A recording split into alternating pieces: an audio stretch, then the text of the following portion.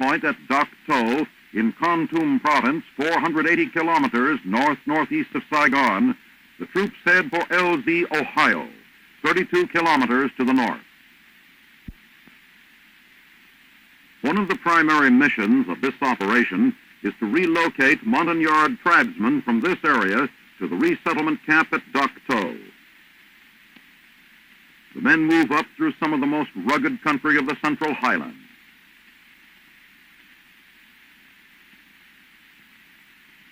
A short way from the LZ, a CP is established as some of the Tropic Lightning troops secure the area.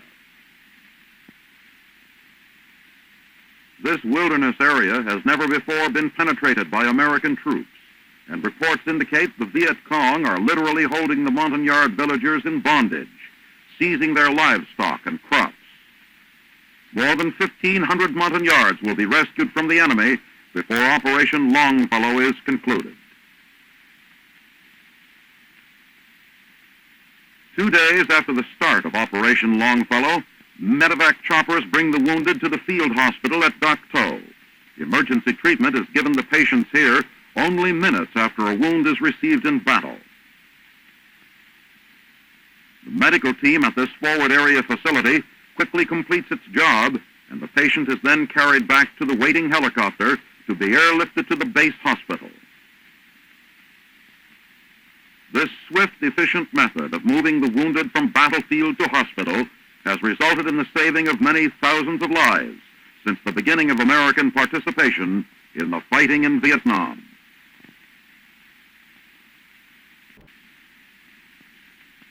These troopers of the 1st Infantry Division are commencing Phase 1 of Tactical Exercise Lexington. The operation is taking place in the Long Ton area, some 64 kilometers east of Saigon. It will continue from 17 to 28 April. This phase of the operation is a hunt and kill mission to dislodge any Viet Cong entrenched in the area. For 1 week, the camera recorded the activities of a rifle platoon engaged in operations against the Vietnamese Communist forces. Most of the first day was spent in a route march, which would carry the men deep into Viet Cong-dominated territory. To reach a remote village, the men spend hours moving through jungles, until finally the platoon leader orders a bivouac area set up for the night. While some of the men start digging in, others are sent out on security patrols to make sure the area is safe for overnight encampment. Trip flares will be set up around the camp perimeter as an added precaution against any surprise attack during the night. Anyone stumbling over these wires in the darkness will set off the armed flares lighting the night.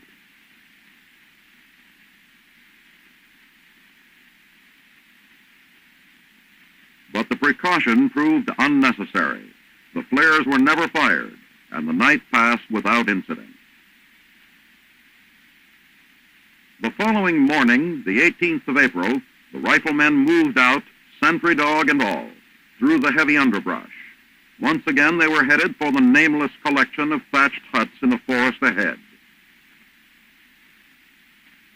Sometime around midday, they reached the edge of a large cocoa palm grove on the perimeter of the objective village.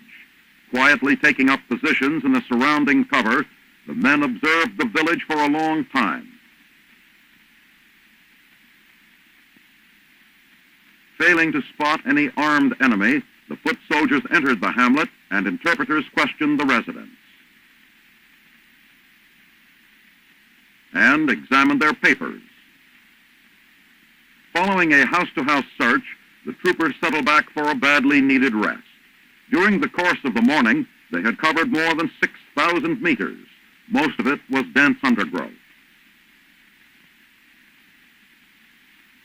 Finally satisfied that no Viet Cong were to be found here, the platoon began moving back toward the LZ. The day-long march on April 19th culminates with all members of the platoon reaching the appointed landing zone without mishap. At the end of 3 days, there has been no contact with the enemy. The choppers come in for the pickup, and the perspiring troopers are mighty glad to get aboard. Soldiering in the humid jungles of Vietnam is physically demanding even for our well-conditioned infantrymen. At home base, the men hasten toward their tents. The next day, the platoon is ordered into the Rung Sat area along the Saigon River. It is called the Mangrove Swamps. Phase 2 of Lexington gets underway as the same weapons platoon boards LCVPs less than 72 kilometers from Saigon. Mission in this phase is to probe the swamps for any Viet Cong infiltrators or smugglers, and the landing point is reached. The mud here creates a suction that threatens to remove a man's boot. Coffee-colored streams are crossed with the aid of a stout rope, and in the interior are snake-infested thickets and quicksand bogs. One man is felled by the 100-degree heat.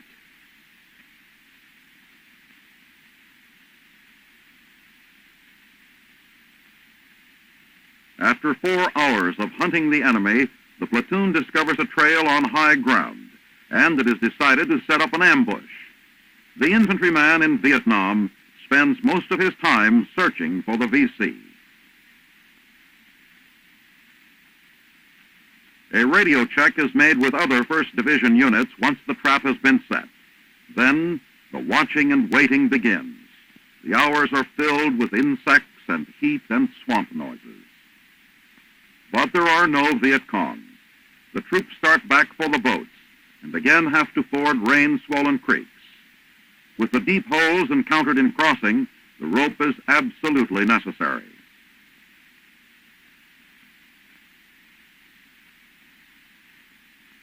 Reaching their forward camp, the men are thirsty and exhausted.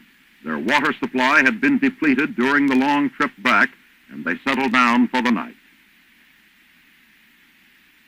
With the coming of daylight, the platoon moves out, and by mid-morning, they are aboard the waiting boats and sailing up the placid waters of the Song Saigon.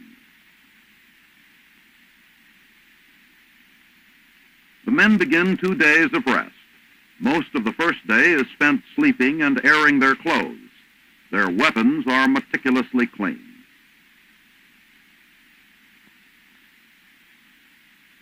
In a moment of complete relaxation, the members of the platoon have a cookout, as one of the sergeants turns out charcoaled hamburgers.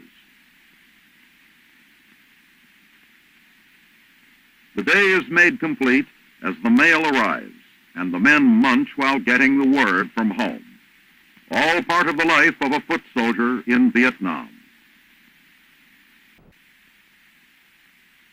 At Bon Briang, near the end of March, 4 Viet Cong are taken prisoner by a recon platoon of the U.S. 25th Infantry Division. They are turned over to a brigade military intelligence team who will put them through an intensive interrogation. Also at Bon Briang, an attempt is made to recover a crashed aircraft. This downed Sky Raider is to be picked up by a flying crane.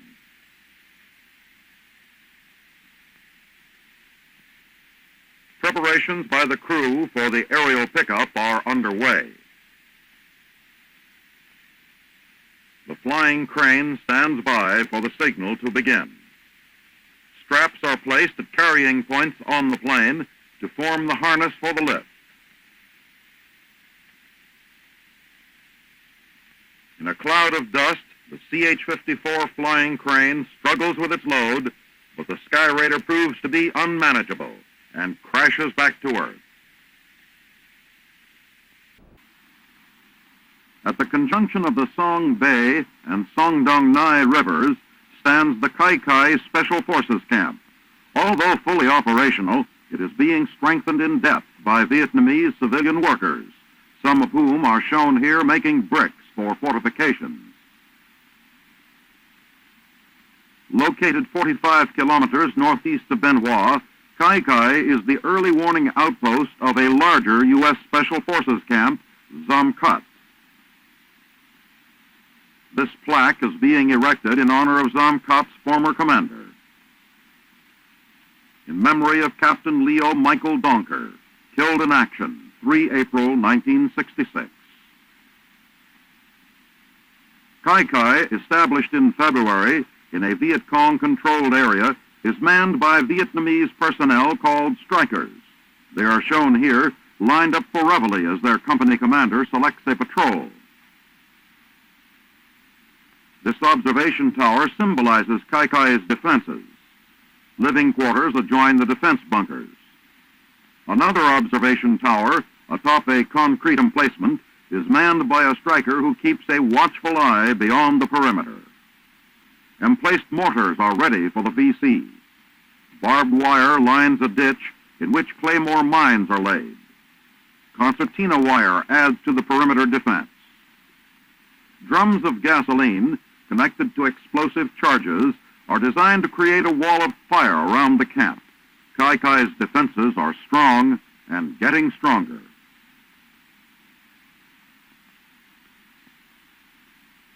With VC reported in the area, U.S. Special Forces fire a 75-millimeter recoilless rifle at an enemy concentration and are supported by an airstrike.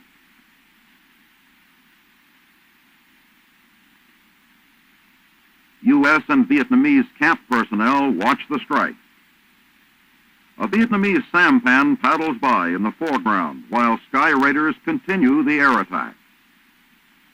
As the airstrike lifts, a U.S. Special Forces advisor joins a striker patrol which will proceed downriver by boat to determine the effectiveness of the attack.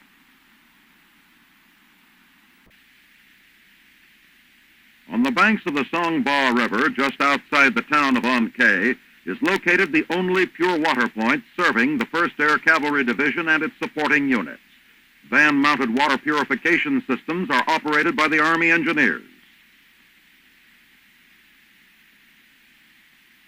Troops are supplied from gravity feed storage tanks after river water has been processed and pumped into the tanks.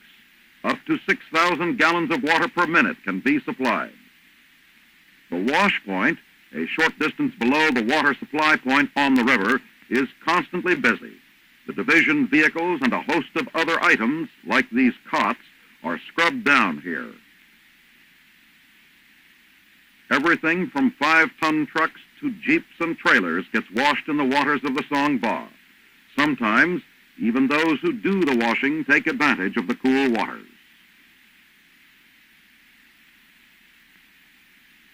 In mid-April, the An Khe base of the 1st Air Cavalry Division is a busy installation. The great heliport, known throughout all Vietnam as the Golf Course, is the center of continuous night and day activities. The helicopters of this air mobile division are in constant operation, carrying out troop lift schedules, logistic support missions, combat assaults, or reconnaissance flights. Ground control teams and maintenance crews are on duty around the clock. Big cargo carriers like the Chinook keep troops in the forward areas resupplied with everything they need. Small observation choppers are also part of the division TO&E. Maintenance on this one calls for inspection of the airframe and control linkage. In a land of undeveloped jungle country and limited supply lines, helicopter wrecks are carefully salvaged for whatever parts may still be safely used. Nothing is wasted here. Vietnam Highway 70, running through the division camp, is one of the main traffic arteries in the area. With the rapid growth of the camp, it has become necessary to add on more roadway to handle the increased traffic.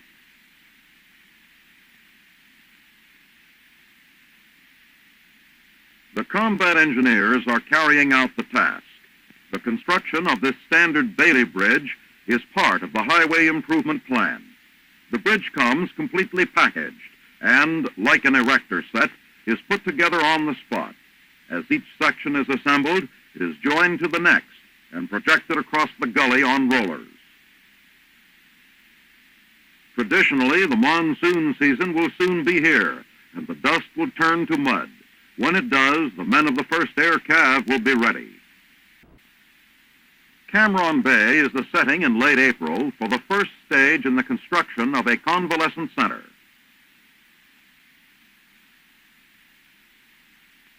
The foundations are set by men of an engineer unit. Medics join in on the construction, located in the Baker Beach area on the northern end of the peninsula. This new medical complex is designed to take some of the pressure off the overworked hospital at Natron, some 30 kilometers along the coast to the north.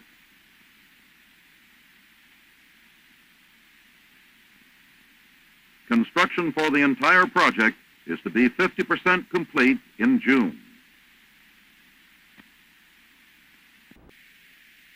An advanced training test for radar men, known as the Ground Surveillance Qualification Course, is given in Wielflaken, Germany in late April. Devised last year by members of the 3rd Armored Division, the GSQC is given to all its maneuver battalions, plus Division Artillery Headquarters. It consists of a day and a night test. Aims of the GSQC include information on the combat readiness of surveillance teams, individual recognition of proficient radar crewmen, and it adds competition to training, inspiring both pride and skill.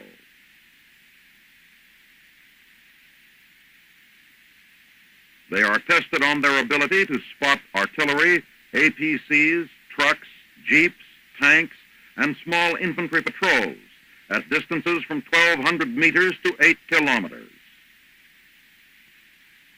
For the test, any combination of targets is used to make up a total of 10 different targets. They move at varying speeds, ranges, and directions. According to their scores, successful teams are awarded patches. Teams placing first, second, and third in the overall competition are awarded trophies. At the beginning of May, some of the units participating in Operation Southern Arrow meet in Mainz, Germany. The men and equipment are part of a joint operation of the U.S. Army and Air Force in Europe.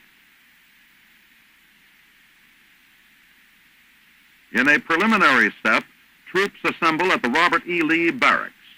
There, they form a convoy to drive to one of the airlift points of departure, which has been established at the Rhine-Main Air Force Base. More than 1,900 tons of equipment, over 4,000 men, and hundreds of vehicles reach air bases, including Erding and Neubiberg. Rows of C-130s fill all available parking places. A C-124 cargo plane is being unloaded so that it can be used to carry equipment for the operation. An O-1 is guided down the ramp. Quartermaster troops prepare a jeep for airdrop. All loose gear must be tied down and cushioned. Using 2 assembly lines, the men buckle down vehicles and howitzers, padding contact points with honeycomb insulation. They complete this job 4 hours ahead of schedule.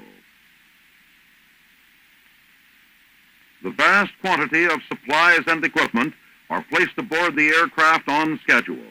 However, bad weather delays the start of the operation 1 day. Every available space at the airfield is utilized. Officers and men check over every detail of the massive operation in which 2,000 men will hit the silk.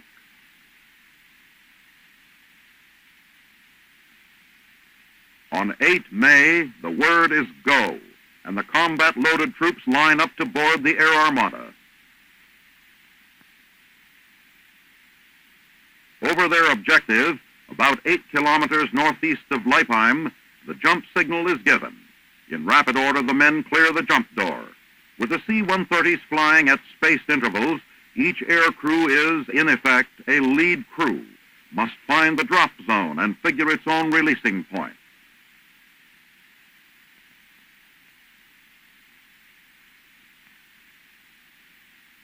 The intricate schedule of operations is performed with remarkable accuracy. Parachute low-altitude delivery is demonstrated in Europe for the first time. Exercise Director, Brigadier General Charles M. Geddes, 8th Infantry Division Assistant Commanding General, said of the air operations, "The best I've ever seen." In New York City on 15 May, the University Heights campus of New York University is the scene of a special ceremony.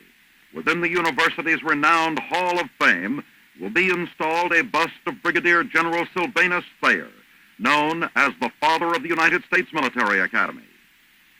The ceremonies begin as General Omar Bradley troops a line of Military Academy cadets and their color guards. General Bradley is among the many dignitaries present to honor General Thayer as the superintendent who drastically reorganized the Academy's educational system, thereby becoming the founder of technical education in the United States. The assembled guests enter the library auditorium for the formal unveiling of the bust. Nearby, the Hall of Fame stands silent, ready to add its newest military member to the 93 great Americans whose bronze portrait busts line the colonnade. Among them is Civil War General William Tecumseh Sherman and General Robert E. Lee. Authors, artists, scientists, and statesmen. And a single empty pedestal awaits a general and educator, Sylvanus Thayer, Academy Superintendent from 1817 to 1833. Inside the library auditorium, Dr. Ralph W. Sockman, Director of the Hall of Fame, introduces General Bradley and presides over the unveiling of the bust.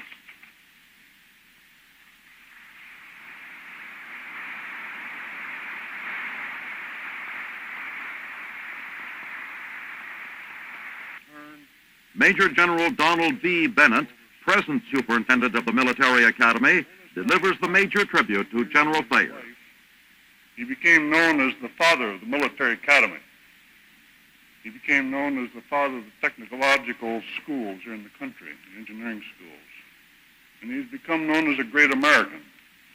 You are celebrating that here today, his election to the Hall of Fame. The keynote address is delivered by General Bradley, representing former President Dwight D. Eisenhower, absent for reasons of health. We know, of course, that General Eisenhower is very disappointed that he was unable to be here today in person because he had been looking forward to this occasion for many weeks. The Thayer educational system was triangular in plan, with equal sides of education and discipline arising from an equally solid base of integrity.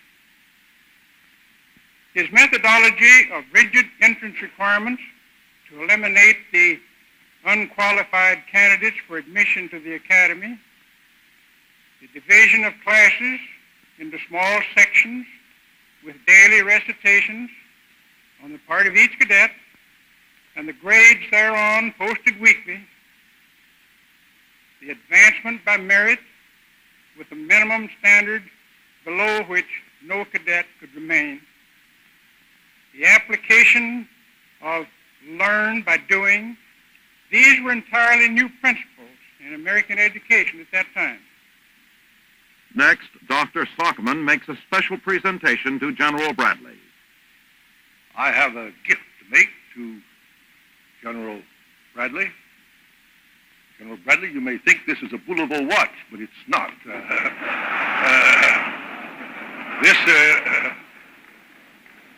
This is the first medal of Sylvanus Thayer. I think, as you know, we are the Hall of Fame producing medals for those in the Hall of Fame. About half have been already honored in that way. And now this is the issue of Sylvanus Thayer, and I take high pleasure in giving the first copy to you, General Bradley.